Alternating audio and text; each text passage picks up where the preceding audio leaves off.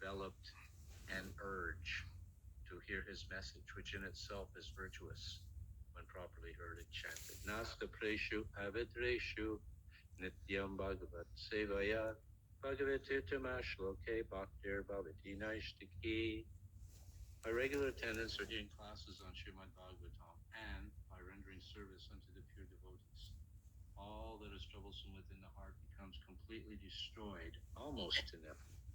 And loving devotional service to the Supreme Lord, who is glorified with transcendental prayers, is established as an irrevocable fact. So please repeat. Evam yatantam vinjane idam bam hagochara giram mam hagochara giram gambira shlokhnaya vacha Gambira Shlakshnaya Vacha Chucha Prasamayan Iva Rucha Prashamayan Iva Evam Yatantam Vijane Mam Aha Gocharo Giram Gambira Shlakshnaya Vacha Ucha Prashamayan Iva Evam Yantantam Vijane Maham Aha Gacharo Giram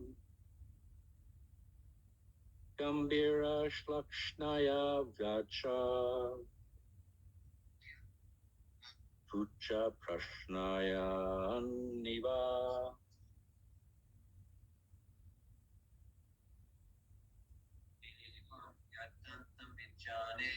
Evam Yatantam Vinjane Mam Aha Gachara Giram Gambira Shlakshnaya Vacha Ucha Prashamayan Iva. Radhika? Yes. Evam yatam tam vijane mama gochara giram gambira shlakshnaya vacha shucha prasamayan niva. Ahagocharo giram gambira salaksnaya vacha sucha prasamayan miva. Thus, Yatantam, one who is engaged in attempting, Vijane, in that lonely place, Mam, unto me, Aha, said, Agocharaha, beyond the range of physical sound, Giram, utterances, Gambira, grave, Shlakshneya, pleasing to hear, Vacha, words, Truchaha, grief, Prasamayan, mitigating, Eva, like. A translation, translation and purport by His Divine Grace, A.C. Bhaktivedanta Swami Srila Prabhupada. Seeing my attempts in that lonely place, the personality of Godhead, who is transcendental to all mundane description, spoke to me with gravity and pleasing words, just to mitigate my grief. Please repeat. Seeing my attempts in that lonely place, the personality of Godhead, who is transcendental to all mundane description, spoke to me with gravity and pleasing words, just to mitigate my grief. Now the purport. In the Vedas, it is said that God is beyond the approach of mundane words and intelligence. And yet, by his causeless mercy, one can have suitable senses to hear him or to speak to him. This is the Lord's inconceivable energy. One upon whom his mercy is bestowed can hear him. The Lord was so much pleased with Narada Muni, and therefore the necessary strength was invested in him so that he could hear the Lord. It is not, however, possible for others to perceive directly the touch of the Lord during the probationary stage of regulated devotional service. It was a special gift for Narada. When he heard the pleasing words of the Lord, the feelings of separation were to some extent mitigated. A devotee in love with God feels always the pangs of separation and is therefore always enwrapped in transcendental ecstasy. Om Agyanatamanandasha Jananjana Shalakaya Chakshurumalatanjina Tasmai Shri Guruve Namaha. I was born in the darkness of ignorance. My eyes have been opened by the mercy of my spiritual master. I offer my respectful obeisances unto him. Vandeham Shri Guru Shri Yuttapada Kamalam Shri Gurun Vaishnavamscha. I offer my respectful obeisances unto my spiritual master and unto all Vaishnav Gurus.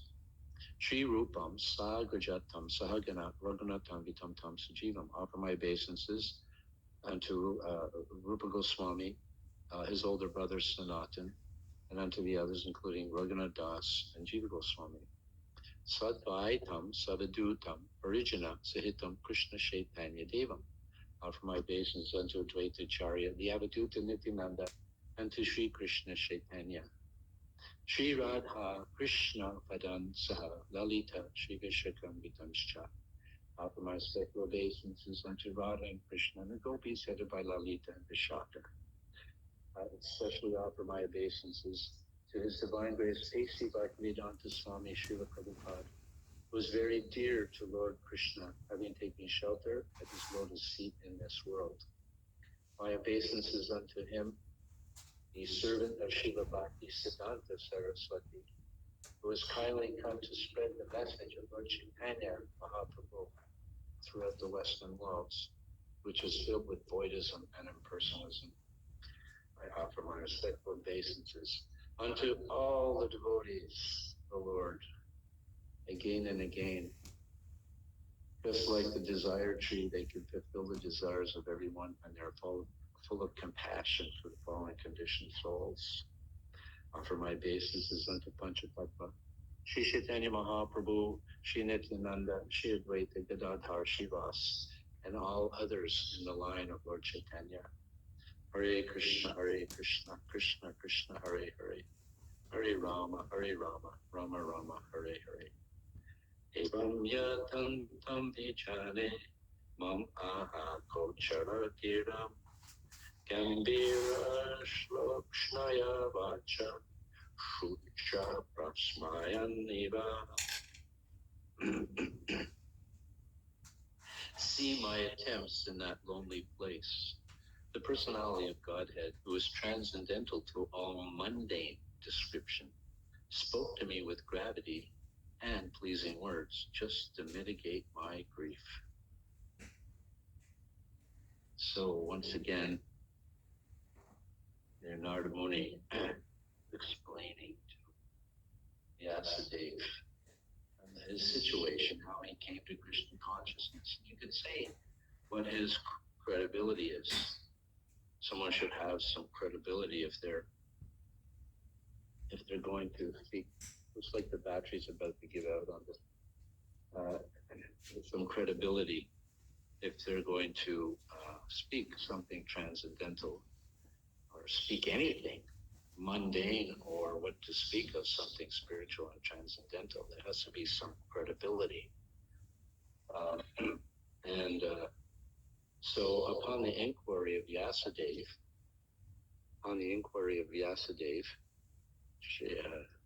Narada Muni was now telling him of his history. Oftentimes there are, there used to be in the Back to Godhead magazine article, How I Came to Krishna Consciousness. And many have very interesting stories. And, how different devotees come to Krishna consciousness. Everybody's got their story, or how they came to Krishna consciousness. Some of them are extraordinary, some are not extraordinary. We've heard the very interesting story how Radhika got the Krishna book, spent the last dollar, and had to walk I don't know how many kilometers home because we got the Krishna book. It was very interesting. 8 kilometers with 2 tiny children. 8 kilometers with 2 tiny children. It's hard enough walking 8 kilometers, what to speak of with 2 tiny children. Yeah. So, and so many devotees. We all have our own personal story of how we came to Krishna consciousness, and also what we've done in Krishna consciousness. What our service has been, etc. And it sort of gives a sense of some credibility. But here, Vyasadeva was inquiring from Narada. It's like, how did you come to Krishna consciousness? And of course, not only is Narada Muni's story completely amazing, inconceivable, but how rapidly and how much the Lord reciprocated with him. Actually, when devotees do come to Krishna consciousness especially initially, if they have practiced Krishna consciousness in a previous life, they very rapidly make progress to where they left off in our previous life. And then at that point, then it seems to be, okay, now the grind is on, trying to, make another step forward. It's like if someone is climbing a mountain. When you first start climbing a mountain, it's relatively easy. There's some hills, but then as you start getting up higher and higher beyond the tree line, there's just rocks. It gets more and more steep, and it gets more and more difficult. But if you've already attained a certain height, then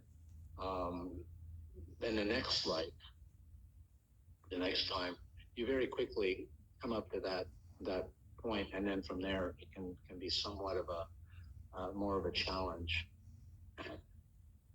So in any case, Narada Muni he's explaining here to Vyasadeva how we've heard the history, we know the story how his mother passed away at a young age. Previously, he was his mother was a maid servant serving the sages during the month of Kartik, the 4 months of Chaturmas, and they just stayed in one place. And Narada Muni, being the young son, 5-year-old son, was associating with the saintly persons and serving them and getting their mercy. And then his mother passed away, and so he was left alone, and he just went on his own. Went through forests, went to cities, went through deep, dense jungles, basically saw the world. And even though he was alone, he was always being protected by the Supreme Personality of Godhead. And there's an interesting word here. He's a young boy. We don't know exactly if he's 5 at this point, but he's a very young boy. And the word here is vijane, in that lonely place. In that lonely place, he's alone. He's all alone. 5 years, 6-year-old boy, all alone in a lonely place, and Krishna speaks to him. So it's relatively important that he's in a lonely place because he's alone. If you're alone somewhere and someone speaks to you, it's like, well, who's that? You don't see anybody. There's no one else around. So who's that? And of course, the voice was very grave.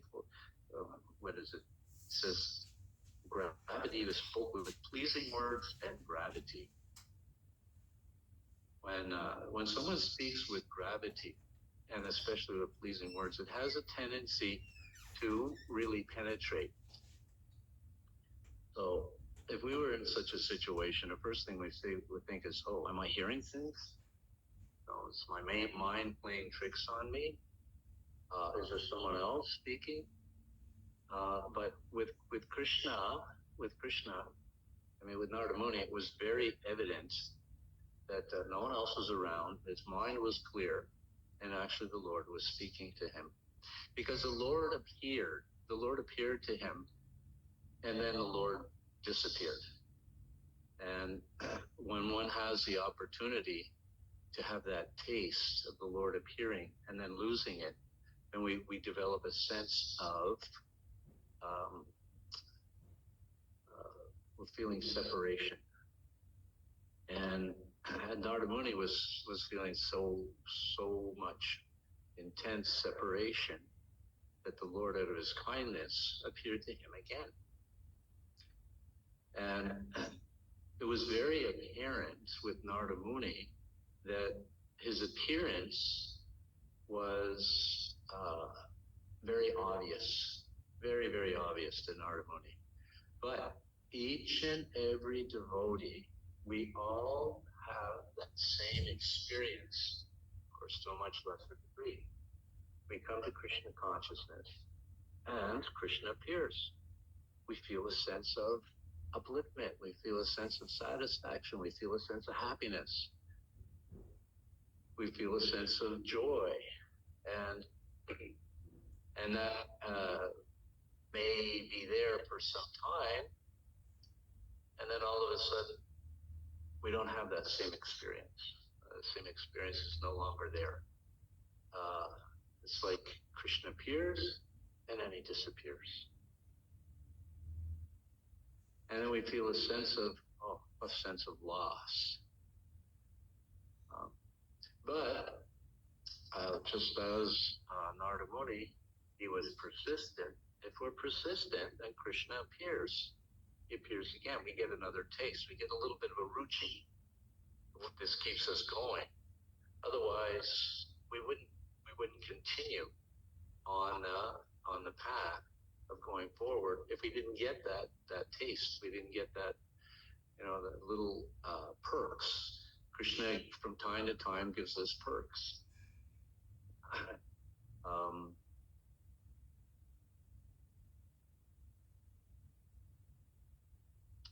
And the thing is, once you've had a taste of Krishna consciousness, there's no happiness that one can experience that's greater than that. Of course, there's different degrees of happiness. There's no happiness. Material happiness is very fleeting, very temporary. Happiness from is described in the Nectar Devotion by Rupa Goswami, Bhakti Rasamrita Sindhu, that the happiness that one derives from impersonal Brahman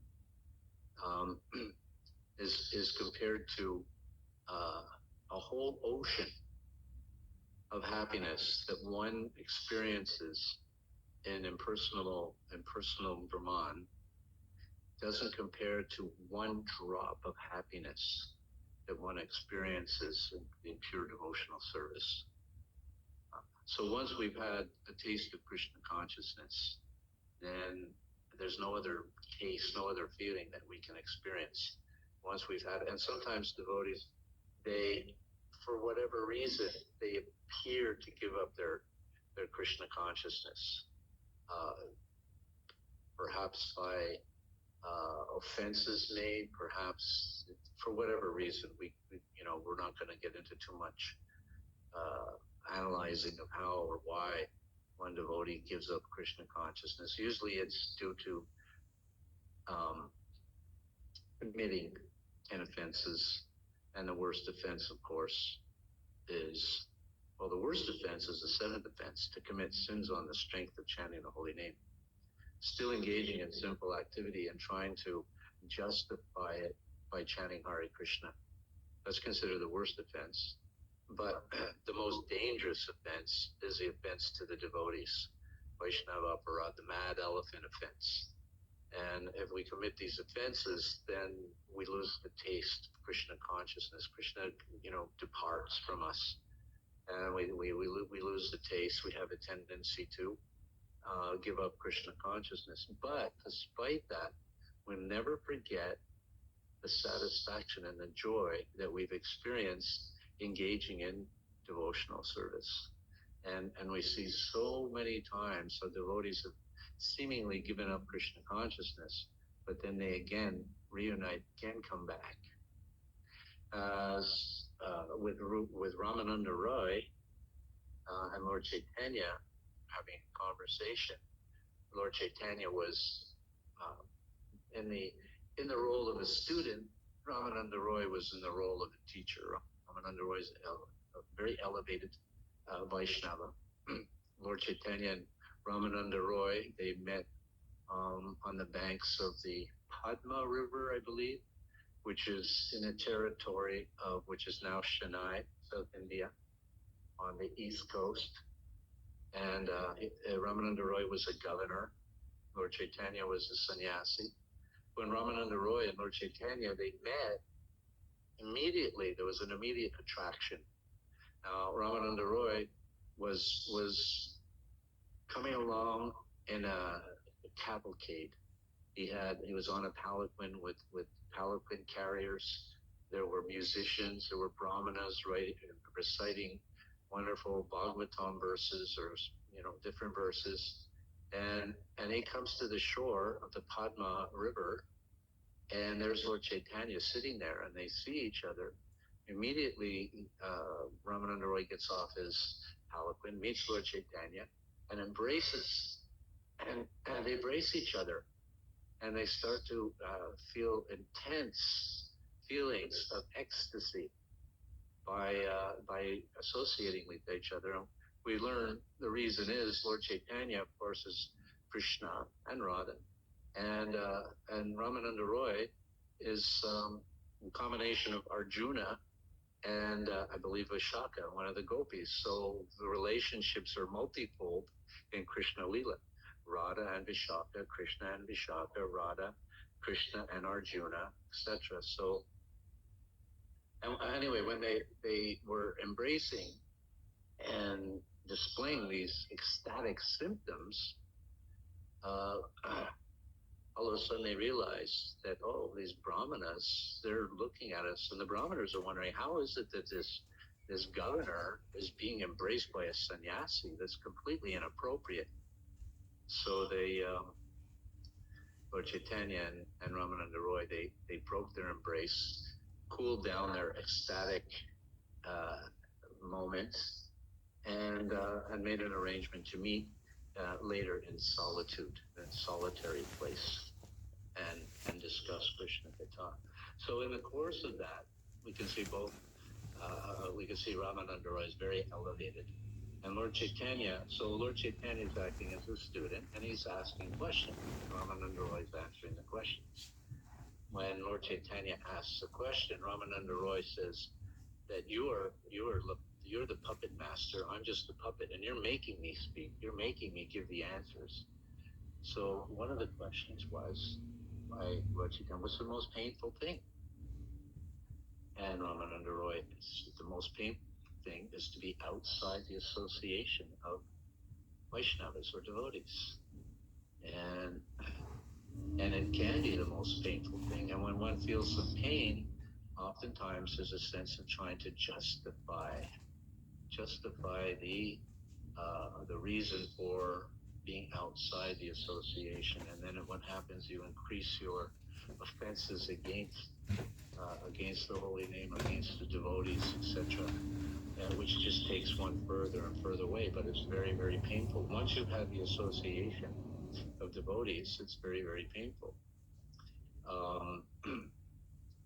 We see how some of we've seen right now that many of Srila Prabhupada's dedicated disciples, they're starting to depart from the world. Their bodies are of that age.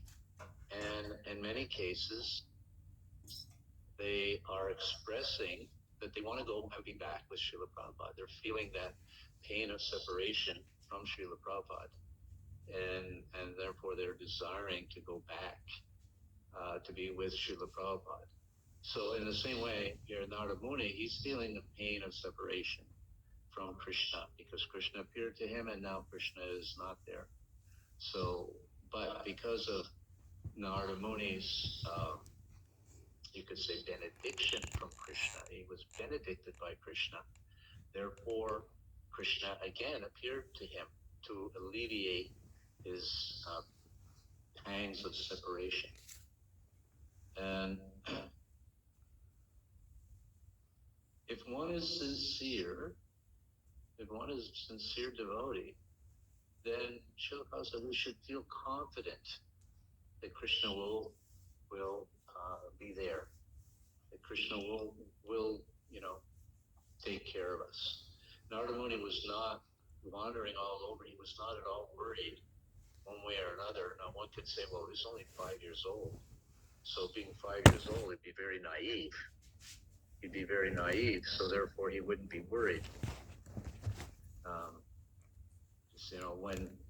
When someone has not very much experience in the world, they're very young,